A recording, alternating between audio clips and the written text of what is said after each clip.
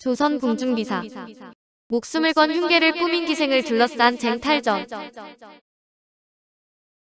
태종 3년인 1403년 11월 27일에 송계석이 곤장 100대를 맞고 지금의 마산인 하포로 귀향을 떠났습니다. 태종실록 6권 태종 3년 11월 27일 신축 두 번째 기사 1403년명 영락 1년 기생을 빼앗긴 분풀이로 남을 모함한 송계석을 하포로 귀양 보내다. 송계석에게 장 100대를 쳐서 하포로 귀양 보내었다. 처음에 계석이 기생 양대를 사랑하였는데 대옥은 송거신이 이를 빼앗았다. 계석이 분함을 이기지 못하여 조영무의 집에다 익명서를 던지기를 거신이 영무를 죽이려고 장난한다 하였다.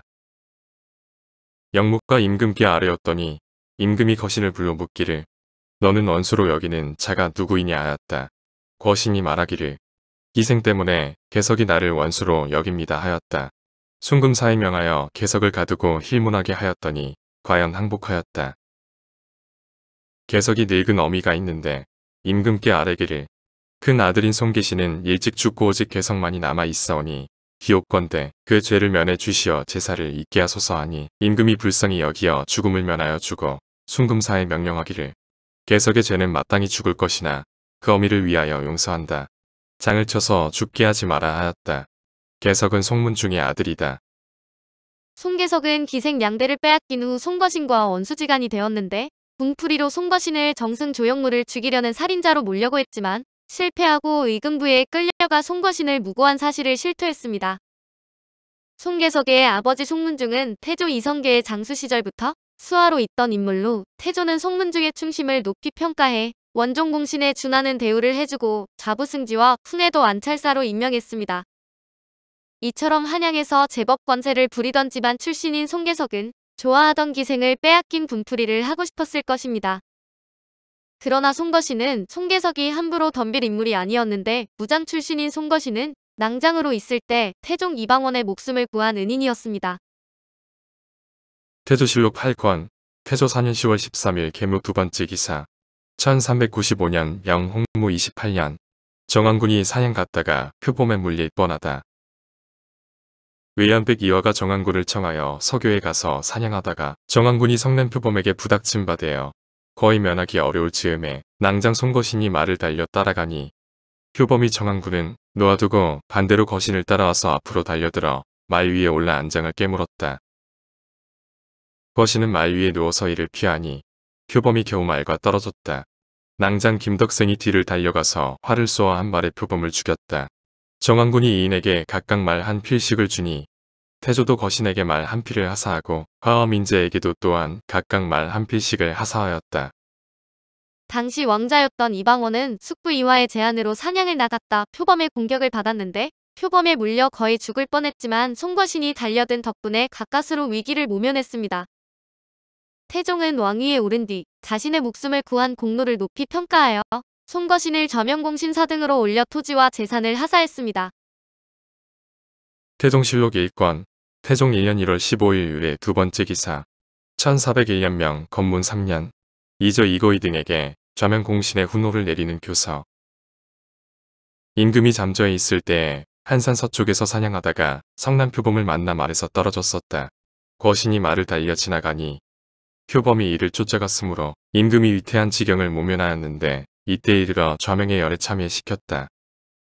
송거신이 태종이 총애하는 무관이자 저명공신 겸 군기소감을 지낸 것에 비해 송계석은 뼈슬은 고사하고 이름 석자도 내밀만한 구석이 없어 아버지 송문중의 응덕에 기댈 뿐이었습니다.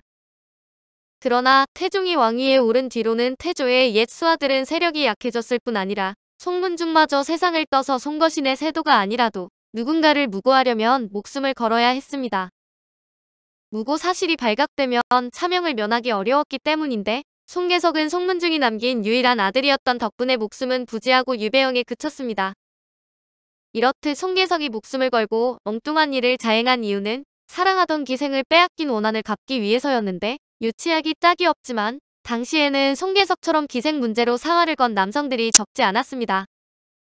또 다른 기생을 둘러싼 사내들의 전쟁을 보면 태종 8년 사원부에서 강원도권 찰사 조명과 원주 목사를 지낸 유기산을 탄핵했는데 근거는 원주 현교의 교수관 신도의 고발이었습니다.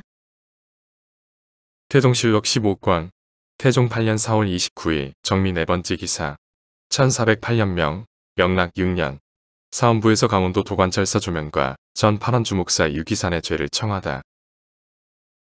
사헌부에서 강원도 도관찰사 조면과 전 팔원 주목사 유기산 등의 죄를 청하였다. 원주 교수관 신도가 일찍이 목사 유기산의 불법한 일을 소송하였는데 조면이 신도에게 죄를 돌리고 유기산은 묻지 않았다. 그러나 유기산도 또한 여기에 좌절되어 면관되었다.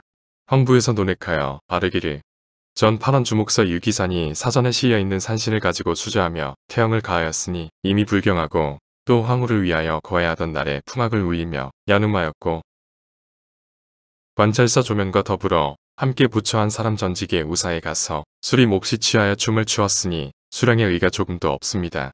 전 원주교수관 신도는 사랑하는 기생을 투기하여 유기산을 불충불효로 송사하고 또 거해하던 날 제 자신도 연석에 참여하고 허물을 목사에게만 돌리니 또한 부당합니다. 그러나 신도는 이미 조면에게 논주되어 상주에 부처하였고 조면은 유기산의 말을 듣고 함께 전직의 집에서 마시고 신도가 고소함에 유기산의 죄는 묻지 않고 도리어 신도를 죄 주었으니 공평하지 못하고 살피지 못하여 감사의 직임에 합당하지 않습니다. 전 행천 간무단수는 조면과 유기산의 뜻에 아첨하여 지나치게 신도를 형벌하고 옥사를 증감하였는데 스스로 잘못한 것을 알고 중로에서 도망하였으니 상항의 인원에 죄상을 유례의해 과단하시기 바랍니다. 하니 다음과 같이 명령하였다. 유기산과 신도는 이미 벌써 죄를 받았으니 다시 거론하지 말고 조면은 현재 병으로 앓고 있으니 단순히 나타나기를 기다려서 한꺼번에 죄를 의논하라. 신도가 원주 향교의 교수관으로 있을 때 한 기생을 몹시 사랑했는데 원주 목사로 부임한 유기산이 그 기생을 빼앗아버리자 신도는 유기산의 부정을 강원도관 찰사 조면에게 고발했습니다. 유기산이 명나라 황후의 제사 때 풍악을 울리며 잔치를 벌이고 놀았다는 내용이었는데 유기산과 친분이 두터웠던 조면은 고발을 묵살하고 그를 상주로 유배 보내버렸습니다. 또한 횡천간무를 시켜 심한 형벌을 가했는데 이에 신도는 다시 소장을 작성해 사헌부에 제출했고 결국 유기산과 조면이 모두 파직되는 사태가 벌어진 것입니다. 세종 13년인 1431년에 일어난 유연생 무고 사건도 기생 전쟁의 한 사례인데 사건은 유연생이 영모를 고발하면서 시작됩니다. 세종실록 52권 세종 13년 5월 9일 임신 첫 번째 기사 1431년명 선덕 6년 유연생이 올린 충청도 절제사 등이 반역을 음모한다는 내용의 임명서에 대한 논책을 논의하다. 충주 사람 유연생이 고을 사람 김사문 최근 등 10사람의 이름을 거짓 서명하여 글을 만들어서 거짓 유정승 집종이라 일컫고 와서 형조 판서 정음지에 구사망익에게 주었는데 흠지가 그 글을 받아보니 글에 이르기를 충청도 도절제사 충주 목사 판관 등과 본주에 부처된 김보중 경회에 종편된 양여국 및 제천, 음성괴산 등 수령들이 모여서 술을 마시면서 임금을 향하여 입에 담을 수 없는 말을 짓거리면서 반역을 음모하여 여공 보중 등에게 나라의 인과 6조의 인을 만들도록 하여 이미 정비를 내려서 이달 5월 20일에 서울로 향하려고 한다고 했는데 흠지가 곧 아뢰자 대원 등이 사람을 보내어 국문하기를 청하니 임금이 말하기를 익명서는 청수하지 아니한다 하는 이미 이룩된 법이 있으니 추국할 수 없다 하였다. 대원 등이 다시 아뢰기를 이 글은 서명을 명백히 하였으니 익명서로 논할 수 없습니다 하였다. 임금이 그 말을 따라 보낼 만한 사람을 고를 것을 명하니 대원 등이 드디어 병조 정랑 이장손을 추천하였다. 임금이 안숭선 이장손을 사정전에서 인견하고 말하기를 익명서를 거론하지 못하도록 태종께서 법을 세워 엄하게 금한 것은 다름이 아니라 익명서란 것은 다 간사한 무리들이 남을 모함하려는 술책이므로 만약 다 거론되면 간사한 사람들이 그러한 술책을 행할 수 있을 것이니 얻는 것보다 잃는 것이 더 많기 때문이다. 요즘 이 일을 경들은 익명서가 아니라고 하나 나는 그를 바친 자가 숨어버리고 나타나지 아니하니 이것도 역시 익명서의 일종인 것이다 하니 숭선이 아뢰기를 등장한 사람이 나타나지는 않았다 하더라도 그 필적을 조사해보면 그 사람을 찾을 수 있습니다. 이처럼 간사한 무리들은 기필코 추액하여 죄를 다스려야 합니다 하였다. 임금이 말하기를 당일의 관리들이 옥사를 조심하지 아니하여 실수하는 일이 많은데 하물며 이 일에 있어서 필적만 가지고 옥사를 만드는 것은 역시 어려운 일이다. 예전 민의 태자의 일과 천진교의 편은 또한 가히 거울이 될 것이다. 지금 경들을 불러본 것은 장손에게 나의 마음을 몸받도록 하고자 함이다 하였다. 송선이 목사를 추국하는 관리가 만약 마음을 공평하게 가지지 않으면 형벌을 참람하게 하는 일이 많습니다. 신이 국주의 물류 공목의 변을 보고 매양 한심한 마음이 간절하였습니다 하니 임금이 말하기를 경의 말이 옳다. 과인의 마음을 장손은 마땅히 체념하여 갈지어다 하였다. 세종은 신중을 기하라고 신신당부하며 조사를 지시했는데 누군가 충청도 도절제사와 충주 관리들을 미워해서 무고했을 것이라고 확신했습니다.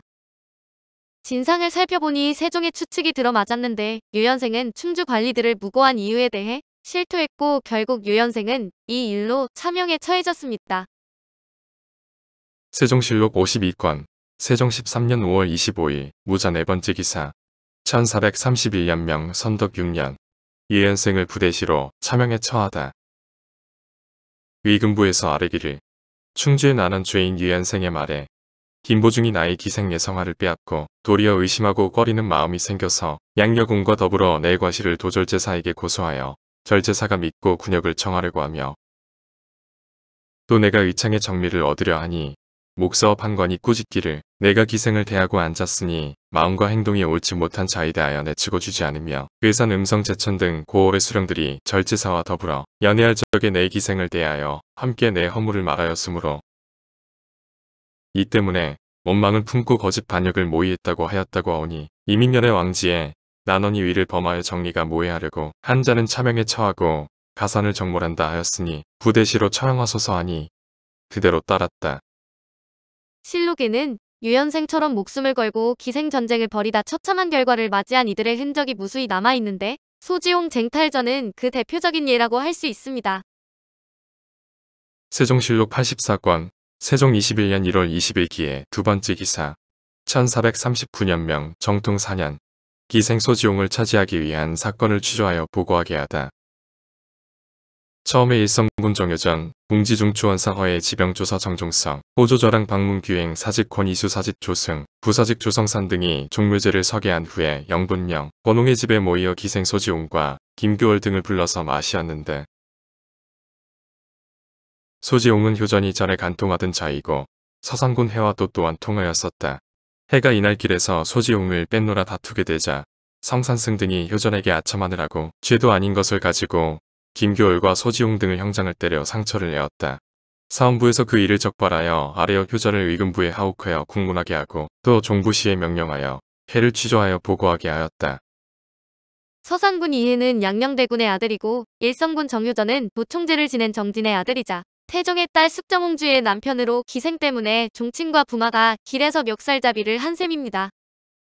이 사건으로 이해와 정효전 모두 직첩을 빼앗겼는데 사실 이해는 여러 차례 죄를 저질러 이미 파라코로 소문이 자자했었습니다. 한 번은 술김에 사람을 죽여 유배되고 황계령으로 자기가 강등된 적도 있었는데 정효전과 이해가 다투자 조승과 조성산이 정효전의 편을 든 것도 이런 이해의 행실과 무관하지 않았습니다. 이처럼 신분의 높고 낮음을 막론하고 무수한 조선의 사내들이 기생을 두고 경쟁했는데 기생전쟁이 일어나면 종친이든 관리든 체면이나 뒤실을 따지지 않고 싸움을 벌이거나 목숨을 건 흉계를 꾸몄습니다. 오늘 조선 궁중비전은 목숨을 건 흉계를 꾸민 기생을 둘러싼 쟁탈전이었습니다.